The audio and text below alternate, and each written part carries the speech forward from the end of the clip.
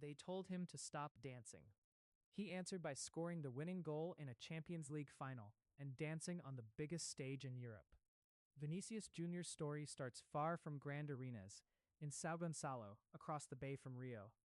It's a place where kids learn to play in tight spaces, under pressure, with a ball that never seems to stop at their feet. He grew up with the noise of the street and the pace of futsal, where every touch is a test, and every mistake is punished right away. At Flamengo's youth setup, he learned something that would carry him through the years ahead. Confidence is a habit. Coaches told him to keep trying even when the last move failed. If you fear the next touch, you'll never get past the first defender. He leaned into that idea early, turning missed chances into reasons to try again.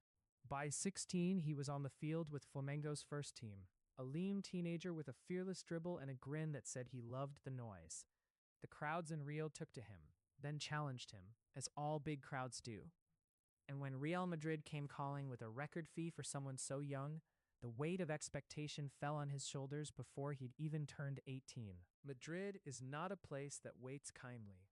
He arrived in 2018, and like many before him, started with the second team to adapt. He dazzled in moments and stumbled in others. The headlines wrote him as raw, too wild in the box, dangerous out wide but wasteful in front of goal. Every miss was magnified by the white shirt and the badge. Then came the first real test to his resilience. In early 2019, in a Champions League night against Ajax, he went down clutching his ankle and left the field in tears.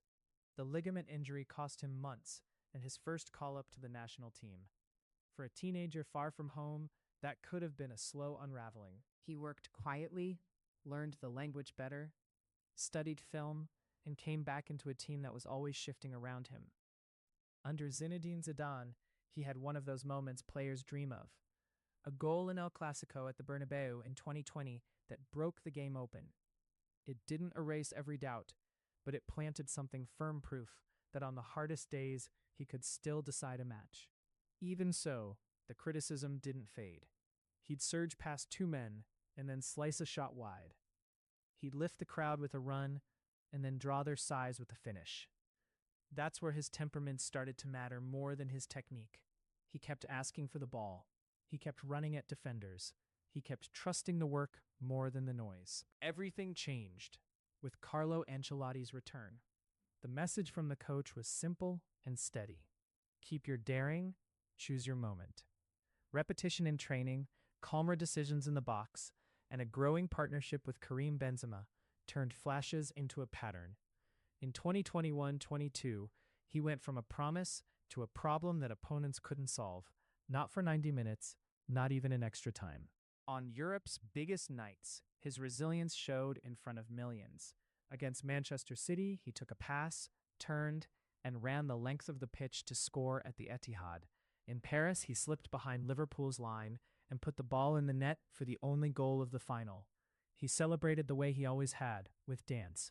And outside the stadiums, some voices said he shouldn't. This wasn't just football criticism anymore. It was uglier, and it was public. He was mocked for his dancing, then racially abused in stadiums across Spain. Most famously in Valencia in 2023, when the match stopped and the world saw his face, angry and hurt. The easy path would have been to pull back, dim the light, take fewer risks. He spoke out, loudly and clearly, naming what he faced and demanding change. He found allies, inside his dressing room and across the sport. Then he did the thing that for a player like him is the truest answer of all. He kept playing the same way. The step-overs stayed. The bursts into space stayed. The dances stayed.